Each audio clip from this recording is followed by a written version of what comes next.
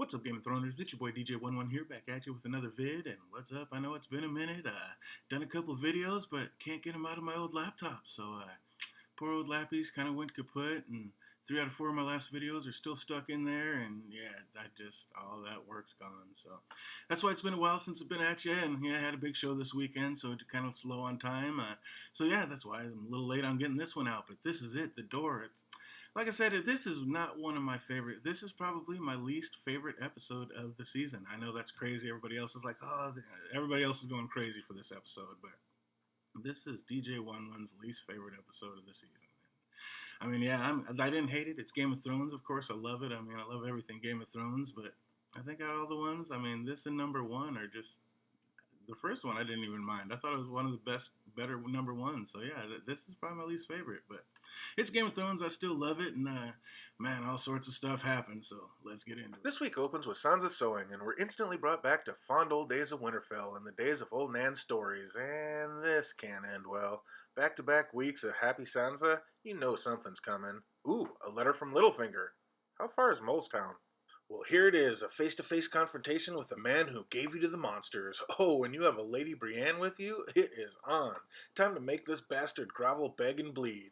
Wait, what? Does he know what happened on your wedding night? What's with the questions? Let's get to the ass-whoopings. This man betrayed your father and had him beheaded. He gave you over to the most evil and sinister house in the realm. And you're playing 20 questions? What the... I mean, I get that she's confused and torn, but why? Like she said, you freed me from the monsters who murdered my family and gave me to the other monsters who murdered my family. And not only does she let him slip away, but she who so desperately needs an army just turns her back on one of the largest well-rested forces in the realm? This Sansa character has always annoyed me, and this is why. Yeah, she had to take all those other mistreatments, and she had no other way to fight back, but here she stands with 2 great choices in front of her. Kill the man who was a major force in your father's death, or use him for his massive army. But she does neither, and gets nothing. I hear people saying how she's getting better at playing the game, but if you ask me, she still has no conception of how to play the game. She was acting strictly on emotion.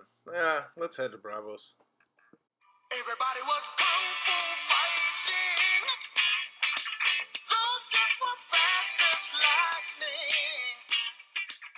Arya's getting her afternoon kung fu theater on, and we see that she is in no way getting as good as the waif, who's actually probably Bruce Lee with a little girl's face on. You're not ready. You should go home before it's too late. I think the waif is actually trying to save Arya. Like Jaqen said, the many-faced god does not care. It is all the same to the many-faced god. I do love the tenacity Arya shows getting back up time and time again, but this is a game she will not win. Our girl has decided. We then get another stroll through the Hall of Faces, and again, I'm still amazed how much cooler they made that than how it was described in the books. We get the history lesson of the Faceless Men, and did anyone else answer along with the TV when Arya asked, who was the first? He was no one. A girl is now one of them, if she desires. A girl has no desires. Again, I believe this is a double meaning, and Arya is starting to figure out that she does not want to be a Faceless Man. That's why she's so hesitant when he offers her the bottle of poison. For who? She doesn't want it to be for her. She's not ready to die, or just to serve. And where have we heard this before? A girl has been given a second chance. There will not be a third. I believe in second chances. I don't believe in third chances. And what happened to the last man who uttered those words? So is this foreshadowing Arya killing Jaqen just as Elaria killed Prince Doran? One way or another, a face will be added to the hall. This next scene is definitely one of the best in the show. They did a great job sticking to that sample chapter, and Arya's acting was on point, starting out laughing, then looking absolutely horrified at this farce on her life. It's like she couldn't look away when it came to the beheading, because if you remember, Yoren wouldn't let her watch when it really happened. He made her look away. And hey, looky, here's a shot for the ladies. Some full-on male frontal. Too bad it has warts on it. Hey, it's Game of Thrones. You know they're going to twist it somehow. A girl will poison the rum. She's found a way to kill Lady Crane, but is having some doubts. She starts to ask questions, and this doesn't go over well. A servant does not ask questions. A girl must decide if she wants to serve the many-faced god. A girl has decided. Yes, she has. To the north and under the weirwood tree, and hey, the children, and a man tied to a tree. Now, while I didn't know the children were the ones who actually made the White Walkers, I did predict the children were in cahoots with them and had made a pact with them to battle the First Men when they came. I also said that this did not make them evil. They were at war with another people who were trying to invade them and take over their lands, and they did what they had to do, which is pretty much what Leaf said verbatim. It was great acting from Bloodraven without ever saying a word. That last stare he had to Bran was priceless. Out to the King's Moot. Now, I knew they weren't going to have the budget to really do the King's Moot, and for being on a tight budget, because we definitely know where the money went on this episode, they stuck to the story okay. But this was just very lackluster for me. No silence, no warlocks, and not even a trace of a fucking horn. I mean, come on, it's the only way you got elected. Are you fucking kidding me? Yeah, I kinslayed and kingslayed, and you should all thank me for it. Yeah, they should, by putting a fucking trident through your eyes. At this point, and I'm sorry, Don the Kraken Wit, but the Ironborn fucking suck. On a brighter note, the actor playing Euron killed it for what he had to work with, and as usual, Alfie's acting was on point. But yeah, fuck the Ironborn. The only one that's worth anything is Victorian, and he's not even in the show, so yeah, we're done with them. Danny overlooking yet another conquered army without ever lifting a sword. I banished you twice, and you came back twice, and you saved my life. Well, that's giving up a lot of credit. I mean, it was you walking through the fire. I'm guessing that's how the fire spread so quick. Jorah and Dario soaked the place in oil and then killed the guards watching the door and barred it shut, so I guess they did play a part, but let's not take away from the fact that Danny got it done and without her dragons. But no, it wasn't all her. If you saw my last video, then you know I believe it was the young Lazarene girl who enabled Danny to walk through the fire unburned. It's just too coincidental that both times she lived through fires, a Lazarene woman she had become close with was there. There's a reason that girl's story was told, and she was the one to walk with Danny to make water. When she watched Danny walk out of the flames, she didn't so much look in awe as more concentrating on something. Both Mir Mazdur and the young girl are present during firewalks. I believe both are witches or healers or both, and both are definitely Lazarene.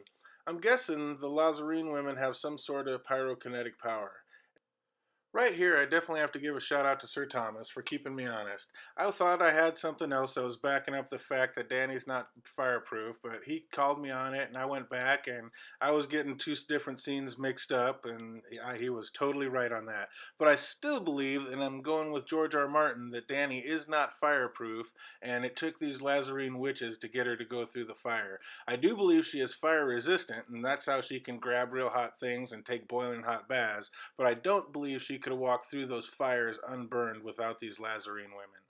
In the books, Danny never remembers being sick, but she's still not about to get close to that nasty-ass grayscale on Jorah's arm. She just tells him, go see a doctor, son. Back to Marine and their small council.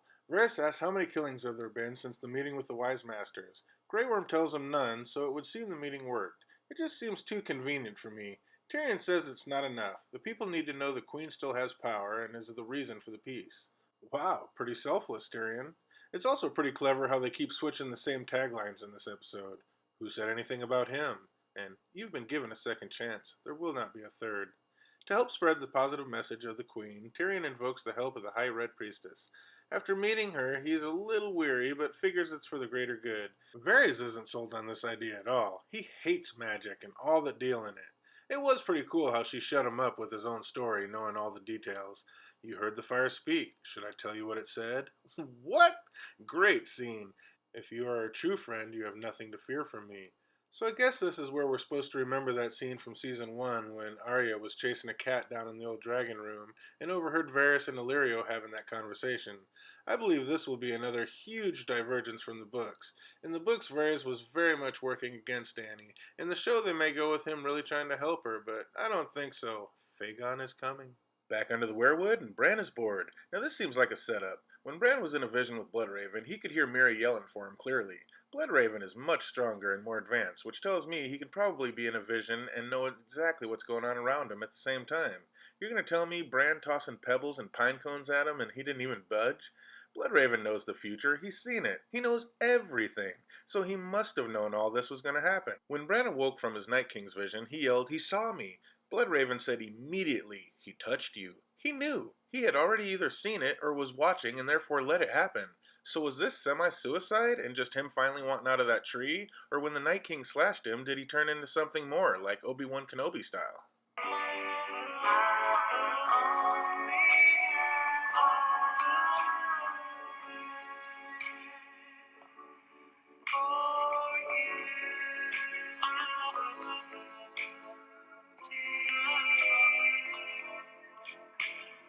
Up to the wall, and what? Now Sansa's a battle planner? Arguing with a man who has very recently fought numerous wars? I mean, come on with this character already. The polite and tactful way Davos shut her down and up was just one more reason why he's a favorite character of mine. Thank goodness Jon was there with an actual plan that has a chance. Good thing he was listening when Master Lewin was talking house histories.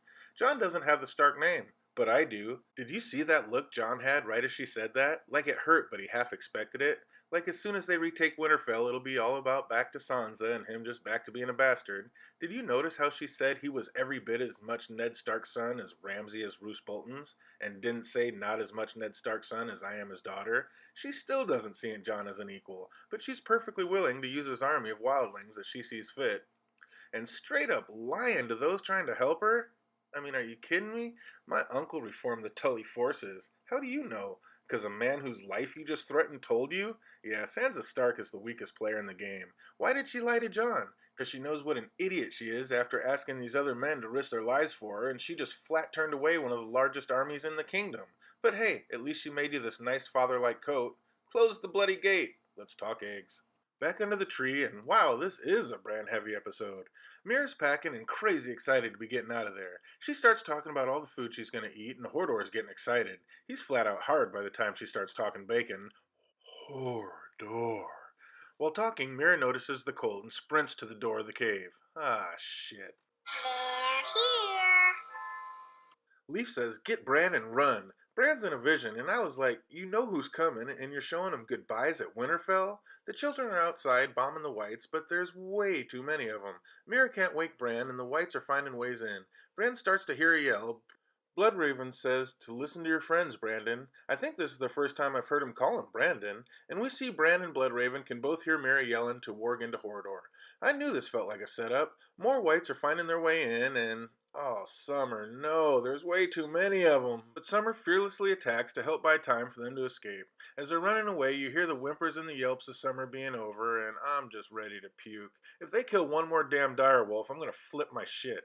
I think this is along the lines of the Kingsmoot, why I really didn't care for this episode as much as the others. You have Summer jumping into a hopeless situation, you have Mira telling Bran to hijack another human's body, then later, it just gets worse. Now, of course, the special effects of this scene were flat out amazing. We definitely see where all the Kingsmoot money got spent, but just the way it all goes down is also morally wrong. Sacrificing the ones who have no say in the matter? I mean, when Leaf went out, it was her choice to sacrifice herself, and she took it too. Ouch. Her and Summer's deaths were so grimy and gruesome. And the final kick. Ugh, hold the fucking door. Are you kidding me? Hold the door? Man, I was way off on that one.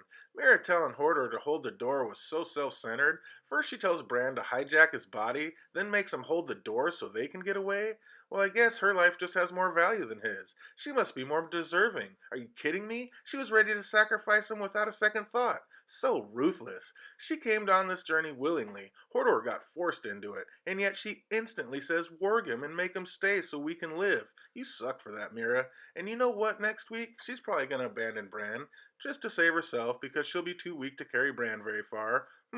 Too bad you sacrificed the one strong enough to carry him home, but it looks like this scenario may give us cold hands, so maybe it's not all bad.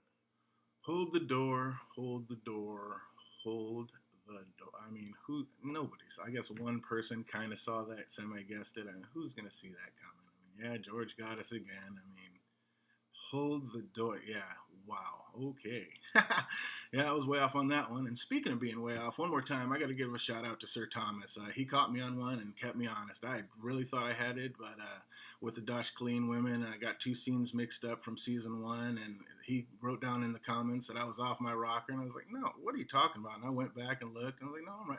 Then I realized I hadn't rewound far enough, and I was looking at the wrong scene, and I had gotten two scenes mixed up, and so one more time, I'm going to give a shout out to Sir Thomas. Thanks for keeping me honest. And hey, man, that's what it's all about, dude. We got to keep each other going and keep talking about this. And sooner or later, somebody's going to figure this damn story out. Because, oh my God, hold the door. That just happened.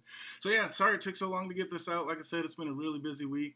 Had a big show out of town I had to take care of, so a little low on time. And that's why this one's so late getting out. And all the other ones, like I said, I mean, 3 out of 4 of my last videos are all stuck in iMovie in my old laptop. Just gone forever, all those hours, all that time.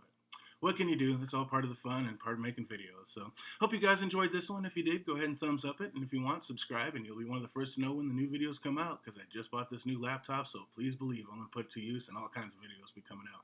So yeah, until this Sunday or until the next theory comes out, it's your boy DJ Wun Wun. Until next time, game on.